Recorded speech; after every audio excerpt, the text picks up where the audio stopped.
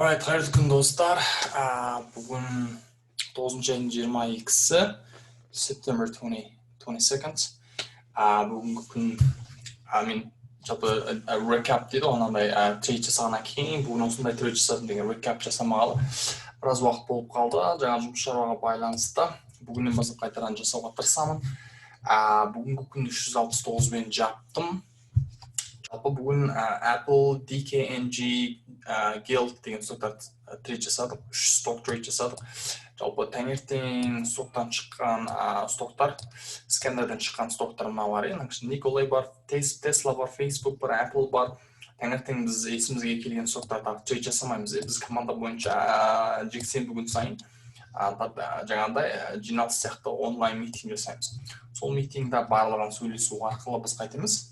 Осы аптаға дайындаламыз. Ол аптада біз Apple жасағанбыз, DKNG, Guild осыларды біз не жасағанбыз, анализ жасағанбыз. Apple'дан бастап түсіндіруге тырысайын. Apple'да болғанда мен мұны екі неден жасағандай болдым. Apple'да мұны жерден жасаған секілдімін. Сіздерге қысқа және нұсқа жасауға тырысайын. Apple'дың бүгінгі күні болғанда жалпы, бір минутта түрген. Бүгінгі күні болғанда жалпы біраз жақсы өсіп ашылды, gap up дейді, бір күннің time frame өсіп қайтты, жоғары ашылды, кішкене өсіп ап, сосын негізінде түсіп ап, одан қайтадан өсіп барып жабылды. Мен өзім болғанда дәл қазір мен swing trading аккаунтымен swing жасап отырмын. Swing trade деген бірнеше күнге жаңа індесіз жасау, бір күннің график болғанда. Менің өзімнің ойым болғанда жалпы ары қарай өседі деген менде сондай ой бар. Сондықтан day trading'да болғанда Apple'дан жалпы $59 минус қазақша айтқанда. Қалай болды деген кезде қысқаша нұсқаша айта кетсек, Apple'дан бір трейд қана жасалыпты, Java трейд. Ол қалай жасалған? Free market high, free market low, сосын менде болғанда негізі өте bullish, Apple'да оған мен өте bullish не тұрған, негізінде өсет деген сондай. Мен жалпы трейд бастағам Apple'да. Сосын Apple болғанда басында түсті, алғашқы 50 минут түсті, 21 минут түсті, 20 минут алғашқы түсті, астына келді. Бұның ең астын табу тағы да қиын, неге дегенде бізде мына жерде кешегі күннің low төменгі, одан кейінгі күннің төменгі, мына жерде кешегі күннің жауылған нелері бар, деңгейлері бар. Осы деңгейлері қайсына келіп бізге саппорт алатынын білмейміз.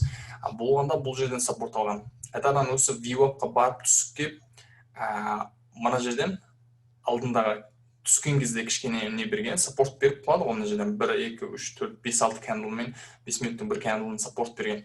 Осы жерден, мына жерден resistance таға берген, сондықтан сол жерден саппорт алды деп мен өзім ойлап.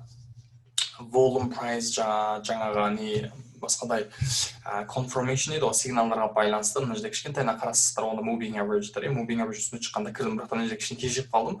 Негізінде маған болғанда мына жерден кіру керек еді, мына жерден кіре алмай қалдым, сондықтан кішкене кешіп қалдым. Мен хоткеймен кіргендіктен стоп лоссым болған кезде негіз жобамен ұнамай болды. Менің таргетім болғанда негізінде жобамен маңай болған, негіз мені өсет деген ойда болған. Мынау қайтты, бірге бір жасады да құлап кетті. Мына жерден сататын болсам, негіз жаман емес еді. Менің стоп лоссым кішкене алыста болды ма, сондай болды. Бірақта мен кірген алыста болған жоқта тұр. Мына жерде болды, бірақта мен кірген бағым мына жерде болып қалды да. Негізінде мына жерден кірген болсам, мен шығып кетіп едім да. Алғашында жартысын сатып бастадым негізі. Мына жерден жартысын сатып бастаған болуым керек. Мына жерден жартысын басып сатқам жоқ. Сосын бұл өсіп кетеді деп ойлап тұрғанда кішкене чап едеді, жаңағы өспей тұрып алғандықтан сата салдым. Мына жерден маған болған кезде мынандай bear flag болып, мынау болғанда bull flag деген біздің пәрәне, немесе symmetrical triangle. Осының үстіне қарай breakout жасау керек болатын да, негізінде астына қарай жасап кеткендіктен шығып кеттім деген сөз. Бірақта 100 доллар риск қойғам, негізінде бірақта ертерек шығып кеттім. DKNG деген сток. DKNG болғанда өте жақсы трейд жасалынды. Жалпы DKNG-ден long жағынан $354, short жағынан $102 беріп қойдым. Сонымен орташа есеппен $200 пласта. Жалпы үлкен суретін айтатын болсақ, бұл өте bullish, соңғы жақсы жаңалық бар. Бірақ та кеше болғанда pullback берген, волумына қарасаң, pullback деп айтамыз, онда reversal емес, ясына бағытын өзгертіп жатқан емес деген. Сондықтан бұл жақсы. Бүгін негізі bullish деген мен өзімде сондай не болған, бұл сканерден де шықты.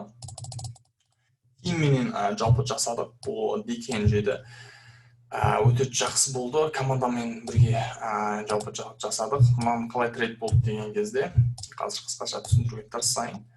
Таңертең өсті, бірақ та мына жерде деңгей левел бар. Осы деңгейді бұза алмады, қайтып келді, бұза алмады, қайтып келді, тұрып, мына жерден негізінде мына жерден кіріп кету керек. Біздің тағы да бір жігіт жасады, бұл жерден трейд. Мынаны бұзғанда мына жерден кіріп жасады, breakout трейд деп айтамыз. Одан breakout трейд жасағаннан кейін қайтаран келіп, чопейді қайтаран кетті. Осының екіншісінен кірдік, жаман болған жоқ, дың. Мына жерде жақсы ақша кірді, мынадан бір 200 қанша доллар таптым өз басым. Одан кейін қайтаран лонгқа кіріп, лонгды беріп қойдым. Негізімен болғанда бұны мына жерден түсіп pullback жасады, 50-ге келді. Енді өсу керек деп ойлағам. Алдым, стоп лоссым болған кезде мына бағада болды. Бірақ та түс келген жерден мен қайтаран қостым. Кішкентай pullback деп ойладым да. Қайтаран қостым да, одан кейін қайтаран шығып кеттім. Одан кейін шортқа кірдім, шорт болып кетті деп ойладым. Неге деген кезде, маған болған кезде мынандай бағана не сияқты, бұл сияқты bull flag-ды астына қарай бұзған сияқты көрінді да, шортқа кіріп кетіп едім, қайтаран стоп-ат болып қалдым. Одан кейін қайттым, мына жақтан біраз тағы да скалп жасап, лонг жағынан жақсы, шорт жағынан минус деген сияқты. Ал гелд деген сток көрейік. Гелд деген сток. Бұл болғанда жалпы жаман емес сток. Жақсы. Бірақ та мына жерде мықты саппорт болып тұрған. Біз мықты саппорт olsun. Негізі бұзбаса, негізі біз лонг жасаймыз, немесе swing жасаймыз деп өзіміз план жасағанбыз. Оған болғанда олай болмады. Сондықтан біз қайттық. Бүгін байқап отырдық та трейд жасадық. Гелдтан болған кезде шорт жағынан нормальный ақша, 177 доллар. Жалпы жақсы болды деп өзім ойлап отырмын. Қалай болды дегенде бұл өте түсіп кетті. Мен мына жерде мына маңайда негізі саппорт несі болған. Дәл, окей, мына жерден деп айтайыншы. Мына жерден негізі осы маңайда негізі. Осыдан мынаны бұзса негізі болмайды деп ойлағанбыз. Оған бұзып кетті. Содан кейін қайттық, шортқа кірдік. Кішкене too late болып кетті, бірақ та мен негізі кешегі сызық бойынша, мына жер негізі зоне. Мен болғанда мына жерге тоқтайды деп ойлап тұрғанда бұл агрессив түсіп кетті, волым келді, сол кезде қайттым. Шорт, қосып, мына жерден бір ақша бастадым. Бірақ та одан кейін қайтадан лонгқа кірдім. Мына болғанда мистейк болып кетті. Хотки мистейк де, ол басқаны теріс басып кеткен. Әйтпесе болғанда мына жерден жақсы. Менің болғанда ерте басып кіргендіктен жалғыз шықтым, бірақ та бұл жерде біраз бұл қосқандарым болғанда кішкентай сайыздарымен қостым. Біраз сайыз өте жоғары болып кетті. Бірақ та енді мен ерте кіргендіктен сайыздарын қосып отырдым. Мен бұл жерде мен өзім 500-600 доллар жасаймын деп негізі ойлаған, бірақ ондай жасалынбады. Бірақ та жалпы жаман емес. Енді сіздерге келесі жолдан бастап жалпы жақсы мықты біраз детейл анализдер жасап айтуға тырысамын. Мен бұның ар жағында тағы қандай бүгін енді уақытқа байланысты осылай болып тұр. Сіздерге тағы да қызықты болды деген үміттемін. Егер сіздер лайк басып жаңағыдай subscription жасап, комментқа өздеріңіз не қалайсыздар, соны жазып отыратын болсаңыздар, соған байланысты біз жақсы видеолар салуға тырысамыз. Сіздер өздеріңіз хабарласып, недеріңіз жасайтыңыздар. Біз инстаграмда барлық информацияларды салып отырамыз. Біз тегін кітапшалар, гайдбук салып жатырмыз.